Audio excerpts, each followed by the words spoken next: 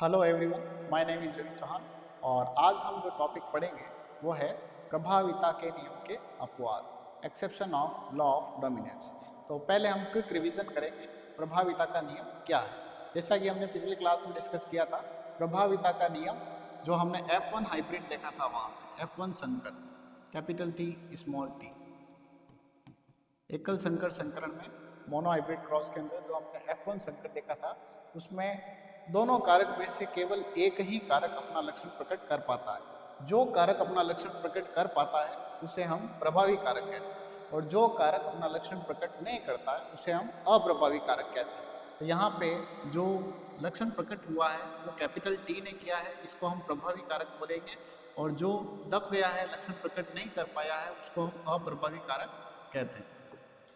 तो विषम युग्मजीय अवस्था में, क्योंकि जोड़ी के दोनों कारक अलग अलग हैं, विषम युग्मजीय अवस्था में जोड़ी का केवल एक ही कारक अपना प्रभाव प्रकट कर पाता है। जो कारक प्रभाव प्रकट कर पाता है उसे हम प्रभावी कारक कहते हैं, और जो अपना प्रभाव प्रकट नहीं कर पाता उसे अप्रभावी कारक कहते हैं। तो प्रभावी कारक की उपस्थिति में अप्रभावी कारक अपना लक्षण प्रकट नहीं कर पाता है, यानी विषम युग्मजीय अवस्था में केवल प्रभावी कारक ही अपना लक्षण प्रकट करता है।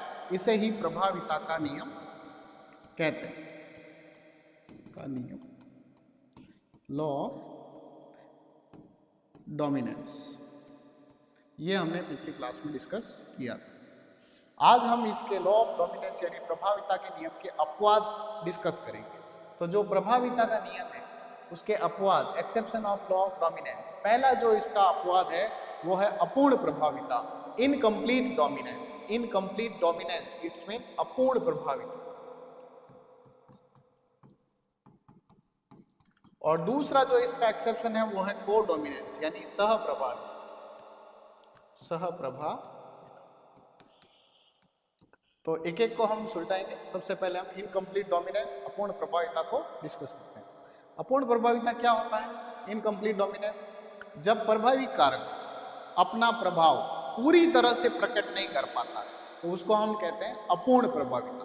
मतलब जो डोमिनेंट फैक्टर है वो अपना इफेक्ट कंप्लीटली शो ऑफ नहीं कर पाता, पूर्ण रूप से प्रकट नहीं कर पाता, पूर्ण रूप से प्रकट नहीं कर पाता, तो उसे हम बोलते हैं अपूर्ण प्रभाविता। अपूर्ण प्रभाविता में जो प्रभावी कारक है वो अपना लक्षण पूर्ण रूप से प्रकट नहीं कर पाता, इसे अपूर्ण प्रभाविता कहते हैं। इसके बेसिकली हमारे कोर्स में 3 एग्जाम्पल है। पहला है मिराबिलस जलापा, 4 o'clock प्लांट, दूसरा एंडोलुसियन मुर्गे, और तीसरा एंटीरेनम मैजिस। मिराबिलस जलापा 4 o'clock प्लांट जो है हम इसको डिटेल से पढ़ेंगे। मिराबिलस जलापा में जो है 3 तरह के फ्लावर, व्हाइट कलर के, पिंक कलर के और रेड कलर के। तो हम इसको डिस्कस कर रहे हैं अपूर्ण प्रभाविता के अंदर। मिराबिलस जलापा का हम एग्जाम्पल लेंगे। इनकम्प्लीट डोमिनेंस, मिराबिलस जलापा का एग्जाम्पल ले रहे हैं। सबसे पहले हम यहाँ पे ले रहे हैं अभी रेड कलर का फ्लावर, उसका हम सेल्फ पॉलिनेशन कराएंगे। उसका पॉलिनेशन कराएंगे हम इसके साथ, व्हाइट के साथ। तो जब रेड का व्हाइट के साथ क्रॉस पॉलिनेशन करवाते हैं तो F1 पीढ़ी के अंदर हमें कैपिटल R स्मॉल r, ये वाली कंडीशन मिलती है। जो कैपिटल R स्मॉल r है इसका कलर प्रभाविता के नियम के अनुसार रेड होना चाहिए, क्योंकि यहाँ पे कैपिटल T स्मॉल t प्रभावी कारक के साथ अप्रभावी कारक आया, तो यहाँ इसने लक्षण प्रकट किया और इसका कलर कैसा होना चाहिए था? इसका लक्षण कैसा होना चाहिए था? टॉल, जो कि वहाँ हुआ। लेकिन यहाँ पे देखेंगे हम तो कैपिटल R के साथ स्मॉल r आया है, तो कैपिटल R अपना लक्षण प्रकट करना चाहिए। लेकिन यहाँ पे हम देखते हैं जो कैपिटल R है वो अपना लक्षण पूरी तरह से प्रकट नहीं कर पाता। कैपिटल R को कैसा लक्षण प्रकट करना चाहिए था? रेड कलर का, लेकिन ये जो है पूरी तरह से रेड नहीं होगा, और रेड नहीं होके ये थोड़ा सा क्या हो जाता है? पिंक कलर का हो जाता है। अब हम इसकी सेल्फिंग कराएंगे, यानी इसी के पोलन ग्रेन, इसी की जो स्टिग्मा पर डालेंगे। तो यहाँ पे कैपिटल R स्मॉल r का क्रॉस हम करा रहे हैं कैपिटल R स्मॉल r के साथ ही सेल्फिंग करवा रहे हैं। तो हमने यहाँ पे देखा चेकर बोर्ड बनाया, हमने स्क्वायर पुनेट स्क्वायर बनाया, तो capital R capital R, capital R small r, capital R small r और स्मॉल r। तो हम यहाँ पे क्या देख रहे हैं? हमें जो लक्षण प्रारूप मिलेगा red ratio pink ratio white. Red यानी कैपिटल R, पिंक यानी कैपिटल R के साथ स्मॉल r, और स्मॉल आर यानी वाइट। यहाँ हमें मिलता है 1:2:1। तो जो हमारे ये बीच वाला है, ये वाली कंडीशन, तो इस वाली कंडीशन को हम देखेंगे कि जो कैपिटल आर और स्मॉल आर है, कैपिटल आर और स्मॉल आर विषम युग्मजीय अवस्था है, तो यहाँ पे केवल जो है कैपिटल आर को अपना लक्षण प्रकट करना चाहिए था और रेड फ्लावर आने चाहिए था, लेकिन ये अपना लक्षण पूरा तरह से प्रेजेंट नहीं कर पाता है और रेड से थोड़ा कमजोर कलर रह जाता है, पिंक कलर का। इसी को हमने क्या बोला है, इनकम्प्लीट डोमिनेंस। ये हमारे कोर्स में इस साल है और थोड़ा सा इंपॉर्टेंट है, यहाँ से क्वेश्चन आ सकता है। अगला हम देखेंगे कोडोमिनेंस। कोडोमिनेंस मतलब सह प्रभाविता। सह का मतलब होता है साथ में, कोडोमिनेंस। तो यहाँ पे हम देखेंगे सह प्रभाविता, कोडोमिनेंस, जब जोड़ी के दोनों कारक, जोड़ी के दोनों कारक, क्योंकि हमें पता है एक लक्षण दिखाने के लिए, एक लक्षण दिखाने के लिए जोड़ी के दो कारक होते हैं। जैसे लंबा दिखाना तो कैपिटल टी स्मॉल टी या कैपिटल टी कैपिटल टी, जैसे बोना दिखाना है तो स्मॉल टी। तो एक जोड़ी कारक एक लक्षण के लिए रेस्पॉन्सिबल होते हैं। तो यहाँ पे हम सीख रहे हैं सप्रभाविता, जो कि अपवाद है प्रभाविता के नियम का। जब जोड़ी के दोनों कारक अपना लक्षण साथ साथ प्रकट करते हैं, सह प्रभाविता कहलाता है। जब जोड़ी के दोनों कारक अपना लक्षण साथ साथ प्रकट करते हैं तो इसे सह प्रभाविता कोडोमिनेंस कहा जाता है। इसके दो एग्जाम्पल है, पशुओं में रेयॉन का बनना और मनुष्य में एबी रक्त समूह की वंशागति, जिसमें इंपॉर्टेंट हमारे लिए ये है, मनुष्य में एबी रक्त समूह की वंशागति। तो हम पहले रेयॉन कैसे बनता है, रेयॉन क्या होता है, रेयॉन होता है जो चितकबरी गाय होती है उसको हम रेयॉन बोलते हैं, जिसका बैकग्राउंड होता है व्हाइट और उसके ऊपर ब्लैक कलर के स्पेक्स या ब्लैक कलर के धब्बे होते हैं, उसको हम रेयॉन बोलते हैं।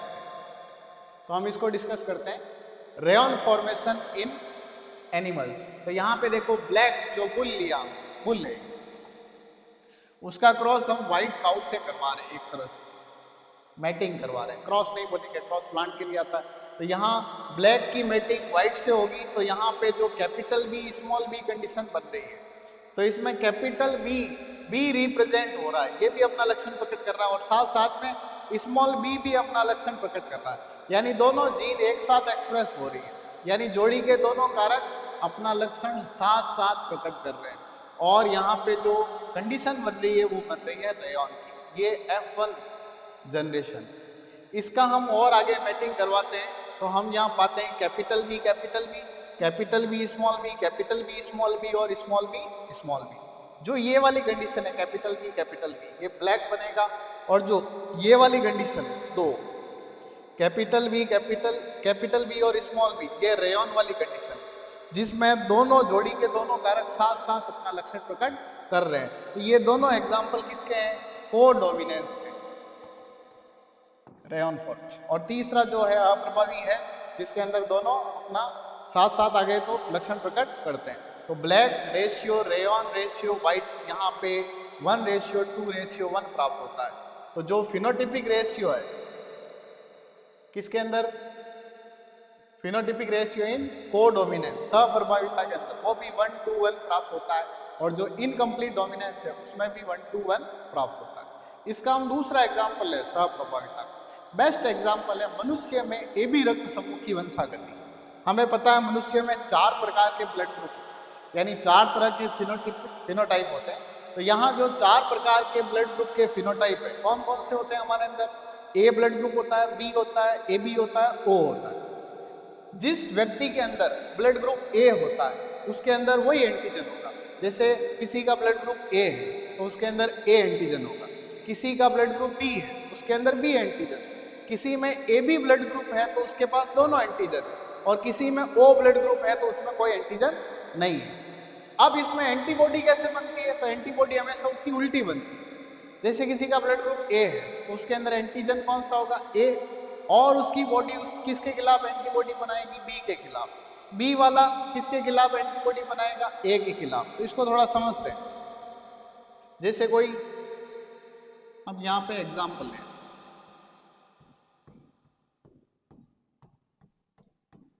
मान लो इसका ब्लड ग्रुप ए है, तो इसके पास एंटीजन कौन सा है, इसके पास एंटीजन है ए।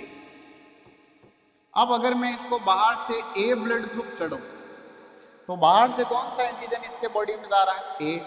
ए से ए एंटीजन हो गया है मैच। जब एंटीजन मैच हो जाता है तो इसकी बॉडी कोई एंटीबॉडी फॉर्मेशन नहीं करेगी, यानी कि यहाँ पे ए एंटीबॉडी फॉर्मेशन नहीं होगा।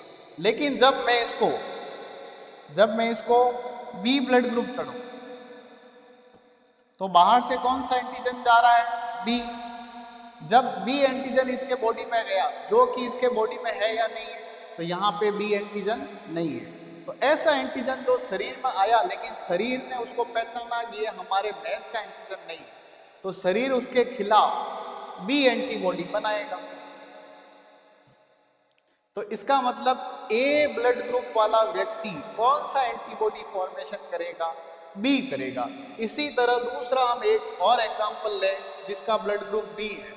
अगर मैं इसको ए ब्लड चढ़ाऊं तो जैसे ए ब्लड चढ़ाया तो बाहर से ए एंटीजन आया, इसके पास ए एंटीजन नहीं है, तो जो एंटीजन इसके बॉडी में नहीं है वो बाहर से आया, तो इसकी बॉडी इसके खिलाफ ए एंटीबॉडी फॉर्मेशन करेगी। तो जो ए ब्लड ग्रुप वाला होता है वो बी एंटीबॉडी बनाता है, जो बी ब्लड ग्रुप वाला है वो ए एंटीबॉडी बनाता है। इसी प्रकार हम एक और एग्जांपल लें जिसमें दोनों एंटीजन,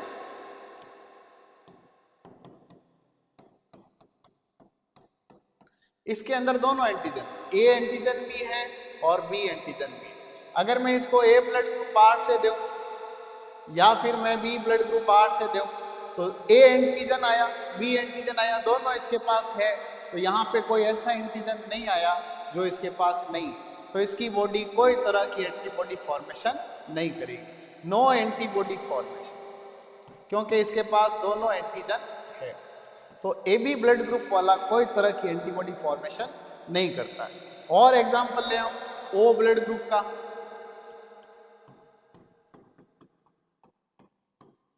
तो इसका ब्लड ग्रुप ओ है, तो बाहर से अगर आप ए चढ़ाओ, बी चढ़ाओ, ए बी चढ़ाओ तो क्या कंडीशन बनेगी? जब ए एंटीजन चढ़ाया तो क्या इसके पास ए एंटीजन है? नहीं है, तो इसकी बॉडी इसके खिलाफ एंटीबॉडी बनाएगी ए।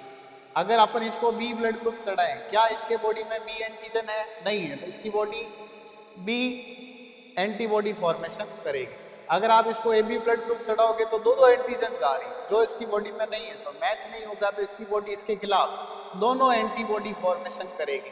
कहने का मतलब ओ ब्लड ग्रुप वाला कोई एंटीजन नहीं रखता, नो एंटीजन, कोई एंटीजन इसके पास नहीं है, लेकिन इसकी बॉडी कौन से एंटीबॉडी बनाएगी? बोथ ए एंड बी दोनों एंटीबॉडी फॉर्मेशन करेगी। तो हम वापस आ जाते हैं यहाँ पे। तो ये वाली जो हमारी स्लाइड है इसमें देखो आप, ए ब्लड ग्रुप जिसका है उसके पास एंटीजन ए होगा, बी वाले के पास बी होगा, लेकिन ए वाला किसके खिलाफ एंटीबॉडी बनाएगा? बी के खिलाफ, बी वाला ए के खिलाफ। ए बी ब्लड ग्रुप के पास दोनों तरह के एंटीजन होते हैं, ए भी है और बी भी है। अब ए बी ब्लड ग्रुप के पास दोनों एंटीजन है तो बाहर से कुछ भी आएगा तो एंटीबॉडी फॉर्मेशन नहीं होगी, no antibody formation. O blood group वाले के पास कोई एंटीजन नहीं है, नो एंटीजन। जब एंटीजन नहीं है तो बाहर से जो भी चढ़ाओगे आप उसके खिलाफ एंटीबॉडी बनेगी। ए चढ़ाया तो ए बनी, बी चढ़ाया तो बी बनी, यानी कि ओ वाला दोनों एंटीबॉडी फॉर्मेशन करता है, ए भी बनाएगा और बी भी बनाएगा। ये हमने फिनोटाइप, एंटीजन और एंटीबॉडी समझ ली। अब हम आगे आते हैं जीनोटाइप के फॉर्मेशन या जीनोटाइप के बारे में पढ़ते हैं। तो हमारे पास ब्लड ग्रुप के कितने फिनोटाइप होते हैं? 4, लेकिन ब्लड ग्रुप के पॉसिबल जीनोटाइप कितने होते हैं? 6। ये नीट में पूछा हुआ क्वेश्चन। ब्लड ग्रुप में 6 जो है वो अपने पास क्या होते हैं? Genotype, 6 genotype. और जो फिनोटाइप होते हैं वो कितने होते हैं? 4। तो 6 जीनोटाइप को समझते हैं। पहला जो यहाँ पे जीनोटाइप है IA ये वाला, जो IA है, ये दोनों जो एलील है, दोनों युग्म विकल्पी हैं, समान है, एक जैसे, तो इसको हम बोलेंगे समयुग्मजी अवस्था। जब जोड़ी के दोनों कारक एक जैसे होते हैं या जोड़ी के दोनों युग्म विकल्पी एक जैसे होते हैं, समान होते हैं, तो उसको हम समयुग्मजी अवस्था, होमोजाइगस कंडीशन बोलते हैं। अगर जोड़ी के दोनों कारक अलग अलग है, एक कैपिटल एक छोटा लिखा हमने, तो वो जोड़ी के दोनों कारक अलग अलग है, तो उसको हम विषम युग्मजी अवस्था, हेटेरोजाइगस कंडीशन कहते हैं। तो यहाँ पे पहला है समयुग्मजी ए और दूसरा है विषम युग्मजी ए। हम इसको देखेंगे, इस वाली कंडीशन। इस वाली कंडीशन में कौन अपना लक्षण प्रकट करेगा? आई ए के साथ स्मॉल आई आया है, स्मॉल आई अप्रभावी कारक है जो अपना लक्षण प्रकट नहीं करेगा। प्रभावी कारक की उपस्थिति में अप्रभावी कारक अपना लक्षण प्रकट नहीं करता और दब जाता है। तो यहाँ पे ये वाली कंडीशन में कौन सा ब्लड ग्रुप बनेगा? तो यहाँ पे ए ब्लड ग्रुप बनने वाला है, ठीक है। दूसरी कंडीशन देखो जो बी ब्लड ग्रुप है, उसमें भी दो कंडीशन बनेगी, एक तो समयुग्मजीय अवस्था में बी और दूसरी विषम युग्मजीय अवस्था में बी। तो यहाँ पे जोड़ी के दोनों कारक जब आ गए साथ में तो बी ब्लड ग्रुप बना दिया। यहाँ पे देखो कैप आई बी और स्मॉल आई जो अप्रभावी कारक है वो दब गया उसके साथ। तो ये दोनों किसके एग्जाम्पल हो गए? ये प्रभाविता के नियम के एग्जाम्पल हो गए, प्रभाविता के नियम के एग्जाम्पल। तीसरी जो कंडीशन है जो सबसे इंपॉर्टेंट है, तीसरी जो कंडीशन है वो सबसे इंपॉर्टेंट है, उसको हमने बोला एबी रक्त समूह की वंशागति।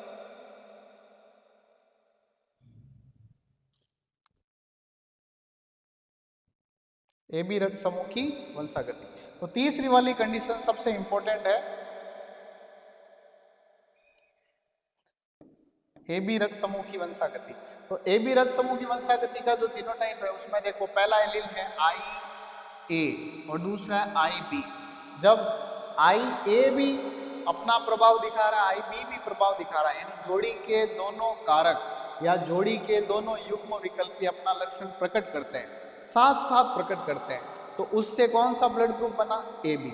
और जोड़ी के दोनों युग्म विकल्पी या जोड़ी के दोनों कारक जब अपना लक्षण साथ साथ प्रकट करते हैं तो उसको हम कहते हैं सप्रभाविता, कोडोमिनेंस। तो ये वाला जो है कंडीशन, थर्ड कंडीशन जो है वह सप्रभाविता का अच्छा उदाहरण है, सहप्रभाविता का अच्छा उदाहरण, जहां पे जोड़ी के दोनों कारक अपना लक्षण प्रकट करते हैं। तो ए बी ब्लड ग्रुप जो है वो कोडोमिनेंस का गुड एग्जांपल। और जो चौथा ब्लड ग्रुप है वो उसमें कोई एंटीजन नहीं होता, वो दोनों एंटीबॉडी फॉर्मेशन करता है। और यहाँ पे जो जीनोटिपिक रेशियो है इसका, जीनोटाइप है सॉरी, वो है स्मॉल आई।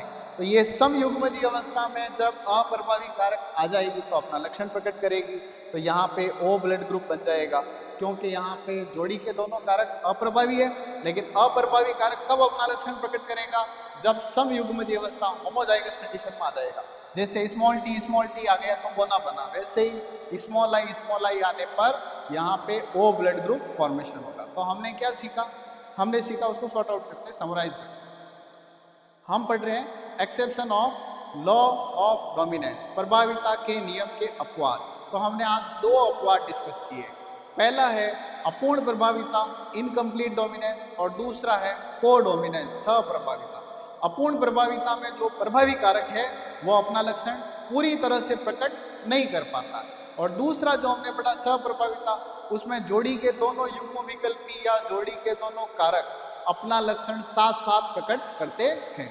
अपूर्ण प्रभाविता का एग्जाम्पल आपको याद रखना है मिराबिलस जलापा, 4 o'clock प्लांट। और सहप्रभाविता का एग्जाम्पल आपको याद रखना है मनुष्य में एबी रक्त समूह की वंशागति। किसका एग्जाम्पल है? सहप्रभाविता का एग्जाम्पल। आई होप आपको प्रभाविता के नियम के दोनों अपवाद समझ में आ गए होंगे। चैनल को लाइक करें, सब्सक्राइब करें और शेयर करें। Thank you.